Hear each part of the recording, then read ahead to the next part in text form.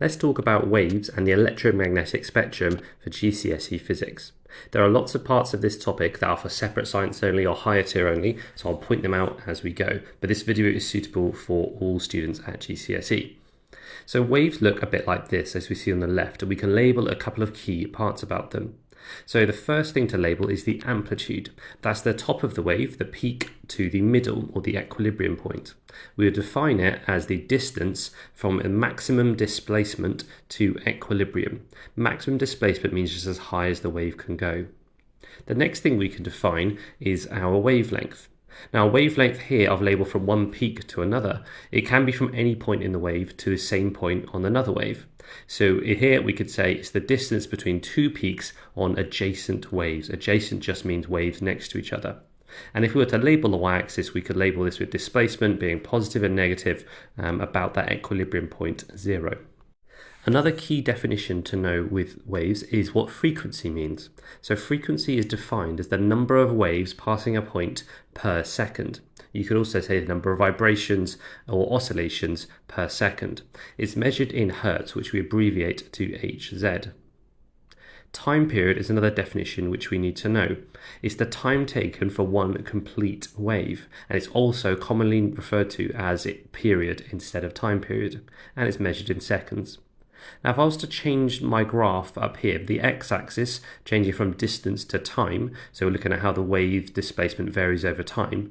Now, what I had labelled as wavelength is now the time period. Because instead of the length of the wave, it's now the time taken for one complete wave on this graph. The relationship between frequency and time period is that frequency is equal to 1 divided by the period, which will be on your equation sheet for GCSE. Using these two diagrams I've drawn down here, a wave with a high frequency, i.e. lots of waves per second, if it's a sound wave, we describe it as a high pitch sound wave. That means the sound is a little bit higher compared to a low frequency wave, where the wave is a little bit lower, because there are less waves per second. Now, sticking with sound waves, if I was to, instead of changing the frequency or wavelength of the wave, if I was instead to change the amplitude, what we'd notice is that the volume of the wave will change. A higher amplitude wave, like the one here, would indicate a louder wave if we were to measure it on an oscilloscope or something like that, and a lower amplitude wave would indicate a quieter wave. So what this tells us is that amplitude, the more higher the amplitude, the more energy a wave has. In a sound wave, that corresponds to volume, but it could be brightness for light or anything like that, but a higher amplitude means more energy. If I was to multiply together the frequency of a wave and its wavelength, I would find the wave speed, or the speed of the wave, given by this equation here. This is obviously on your equation sheet, but you need to know the units. So frequency is in hertz, wavelength has to be in meters for this to work, and speed of anything we give in meters per second. Now, if you've noticed here, the units don't seem to quite make sense. That's because hertz is a bit of a special unit. Really, what we could say for frequency is measured in 1 divided by seconds, or 1 over seconds, because it's something happening per second. This is the focus of one of the required practicals in this topic, where you measure the speed of waves in water and on a piece of string. So I've linked the video at the top here. Go check that out if you want a bit more detail on that required practical. Next, we're going to look at transverse and longitudinal waves, the two categories of waves. So if I were to draw out a transverse wave, if I draw the oscillations going up and down, so the oscillations or the vibrations that cause the wave will still go left to right. So the direction of energy transfer is in a perpendicular direction to the oscillations. So we'd say a transverse wave, the oscillations are perpendicular to the direction of energy transfer. For a longitudinal wave, if I draw the oscillations as going left to right, the wave will still go in the left to right direction. So what we'd say is that the oscillations are parallel to the direction of energy transfer. You could also say the oscillations are in the same direction as the energy transfer of the wave. Now you notice here that the longitudinal wave looks quite different to a transverse wave. Now here I've given the example as air particles. So in air particles we'll see that the little dots, the particles themselves, are more bunched up in some areas than others. Name we call the parts of waves that are bunched up are called compressions. Where the wave particles are spread out, or the air particles are spread out, are called rarefactions, not to be confused with refraction. Is a different thing. So in terms of examples of each, there are way more examples of transverse waves than longitudinal. Longitudinal, you're basically limiting yourself to sound waves ultrasound waves, and P waves, which are a type of seismic waves, which we'll come on to later.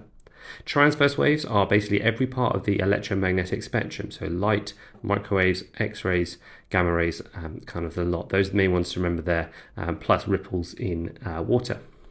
One really important thing to note about waves is that waves are only ever passed on. So in the example of our hearing, let's say you're to hear a sound in the distance, a drum beating, it's caused by vibrations in the drum skin.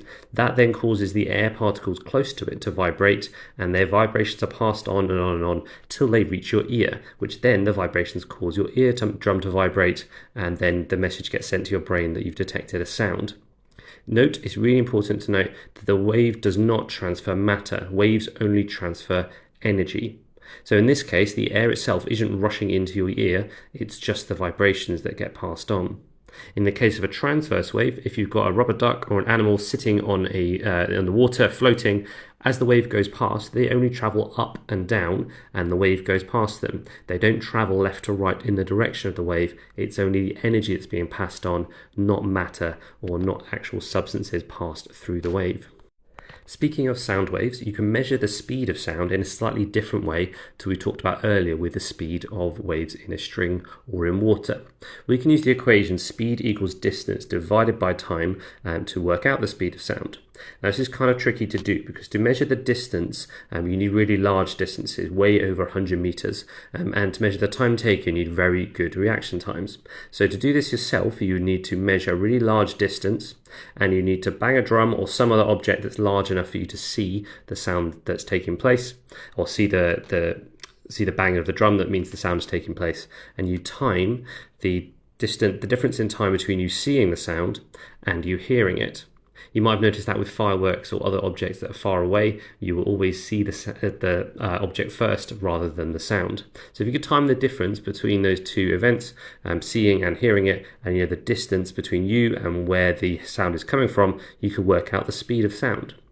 Now the speed of sound in air is roughly 330 meters per second. However, it will travel faster in a solid. That is because particles in a solid are closer together. The sound won't necessarily be clearer, but it will travel faster because there is less distance between the particles for the sound to travel in. When a wave hits a barrier between two different substances or two different media, the following can happen. So in an example of when a wave travels from air to glass, the wave could be reflected, it could be absorbed, or it could be transmitted, or more likely a combination of any of these things. So let's look at the first one then, to look at what happens when a wave gets reflected from a surface. So in the example of light, the most common surface it's going to reflect from is a mirror. So when light hits a mirror, we draw a ray diagram. The ray diagram must have arrows on it to show which direction the light or the wave is travelling in, and it must be in straight lines. So when the wave hits the mirror, we can draw on something called a normal, which is normally represented by a dotted line, and it's always a 90-degree angle to the point where the wave hits the surface. So in this case here, it comes out towards the left. So when the wave hits the mirror, we can label on something called the angle of incidence, represented by the letter I here. We'd measure that with a protractor, and it helps us determine the law of reflection. So when the ray comes out, the angle it makes with the normal, which is called the angle of reflection, is going to be exactly equal to the angle of incidence. So that's the law of reflection, which is to say the angle of incidence is equal to the angle of reflection. If I was to introduce an observer, someone who could see the light coming from the mirror, to the observer or the person looking at it, it would look like the object is sort of behind the mirror. So if you trace the rays of light back from the person's eye past the mirror, it looks like the object is behind the mirror. So that means the object, the image, we say is virtual. It's not actually there. The eye is sort of playing a trick. So reflection and what we're going to look at next, refraction, are examples of higher tier topics, not separate science only, but topics you'd only find on a higher tier paper. So refraction is an example of what happens when a wave gets transmitted through a different material. Transmitted sort of means just let through. So what happens with refraction, let's go from air into glass this time rather than a mirror, is that the ray of light changes direction. Now we can draw the normal on here. This time the normal extends into the glass block, still at 90 degrees, and we can see that actually it bends towards the normal. So why does this happen?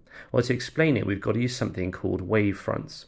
So what I'm drawing here are perpendicular lines to the direction of the wave called wavefronts. Each one of them represents a peak of a wave. It's just another way of representing a wave. Just like I've got the sort of loopy up and down wave here, we can also represent it as these horizontal lines. So if I've got a wave that's traveling from air into glass, I'm going to draw the wavefronts traveling along. Now hopefully we can see that because it's traveling at an angle, the wave would actually reach the glass at different times. Now when a wave hits a more dense medium, like for example going from air less dense to glass more dense, it's going to slow down. But if we look carefully, the side here on the left hand side of my drawing, the drawing of one side of the wavefront will slow down first, while on the other side that will not change initially, that will keep on going as it is. Then when we enter into the glass block, eventually the whole wave has now turned so that it's traveling a little bit more towards the normal. It's worth noting at this point that the diagram would not look the same if the wave wasn't traveling at an angle. If it was traveling perpendicularly to the surface, nothing would happen, it wouldn't change direction. It's all because it travels at an angle, one side of the wavefront hits the surface first. Now, if we were to measure the angles going into and out of the boundary, what we'd find is that from the angle of incidence, from the normal to the incident ray, that angle of incidence is going to be bigger than the angle of refraction. That's because the wave is traveling towards the normal. So this is part of one of the required practicals if you do separate science for refraction of light through a glass or a perspex block. For the wave exiting, so if we go in the opposite direction, this time from glass to air, we're going from a more dense to a less dense material, so this time the wave bends away from the normal. Now that would mean that the angle of incidence, so this one at the bottom here, is actually going to be bigger than the angle of refraction. Another thing we can note from this diagram is what's happened to the wavelength. So the distance between the wavefronts represents the wavelength, and hopefully we can see from the diagram that inside the glass block the wavelength has decreased. Now it decreased because the speed has decreased. Those two things are going to be directly proportional. If we go back to our wave equation, speed equals frequency times wavelength, the frequency doesn't change. So if I decrease the wavelength, the wave decreases in direct proportion.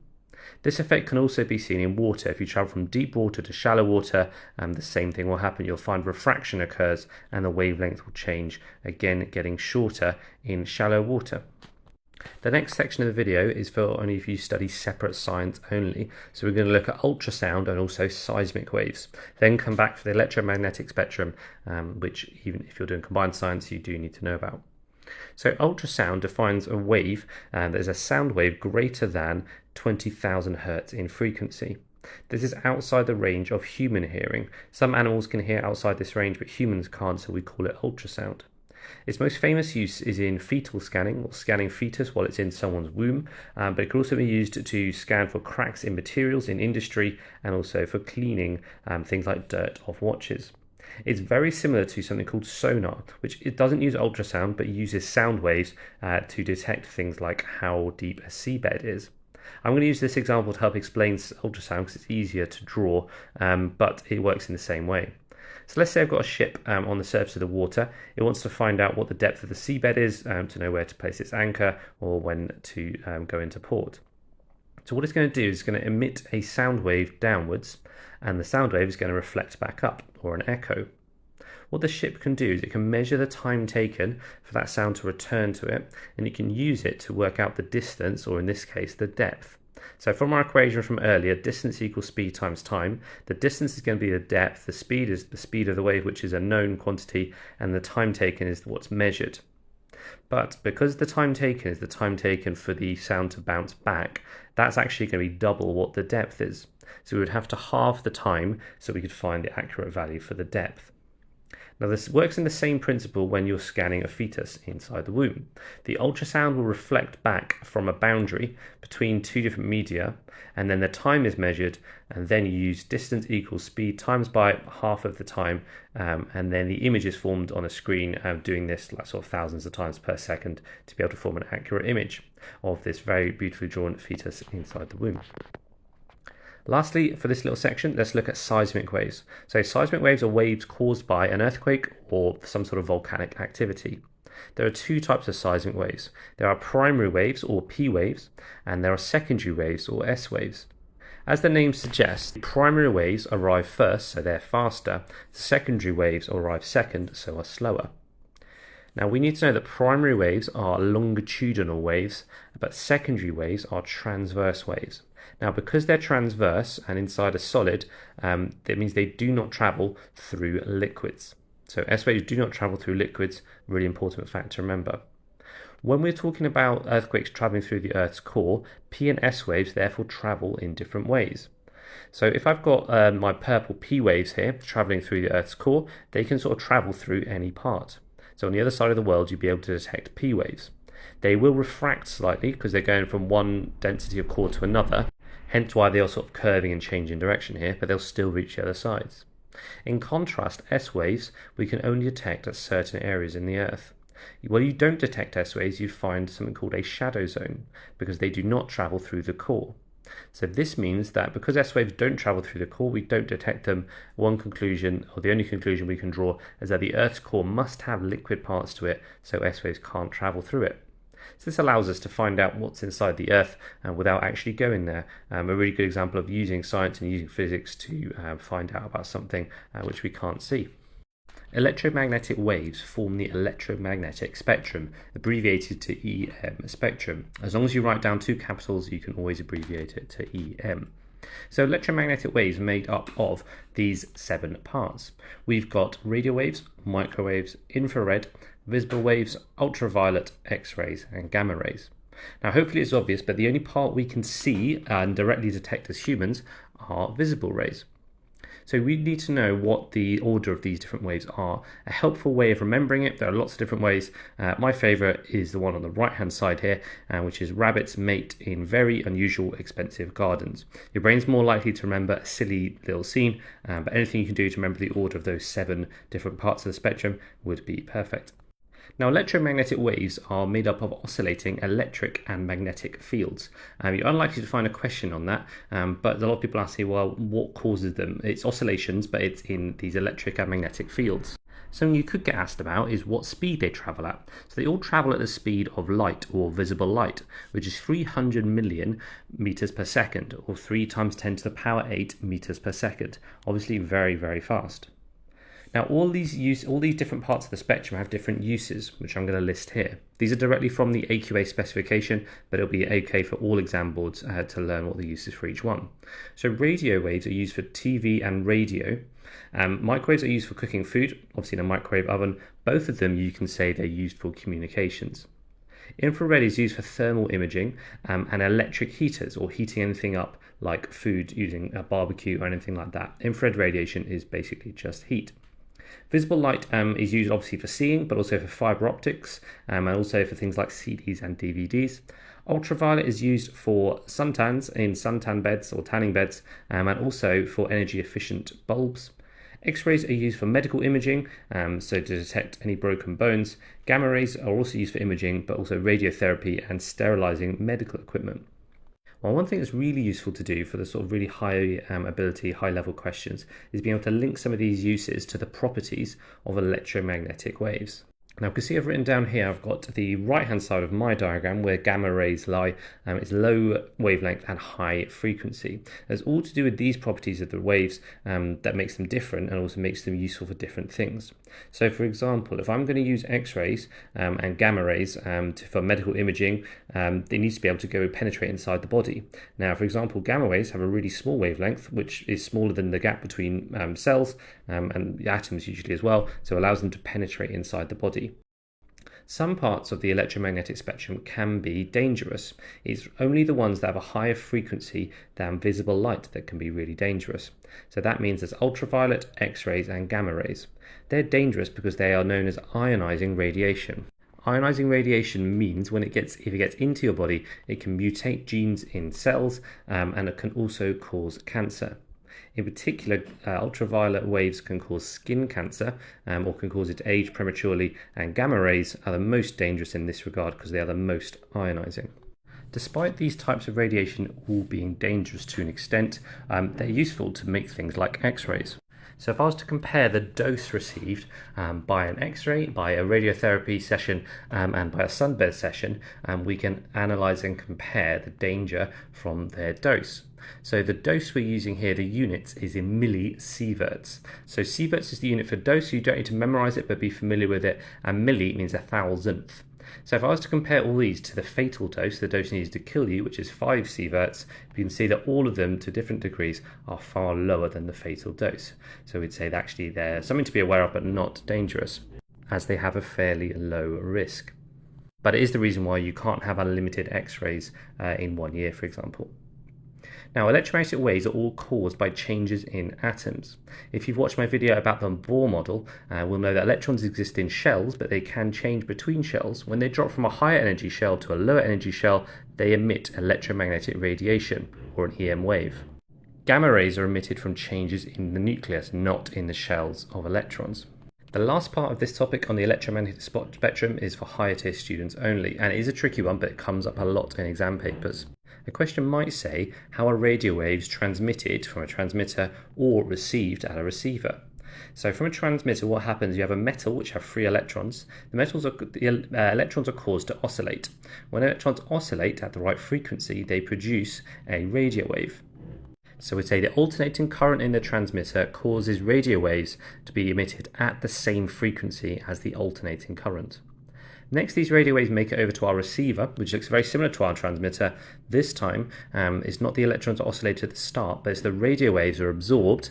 They cause the electrons to oscillate and therefore alternating current to be induced. So we say the radio waves are absorbed, they produce an alternating current at the same frequency as the radio waves. And that could be around 3 marks, so it's worth memorizing that word for word, I would say. Okay, and that's the electromagnetic spectrum. Please leave a like if you found it useful. I'm going to be producing another video with the SEPA only content in additional video.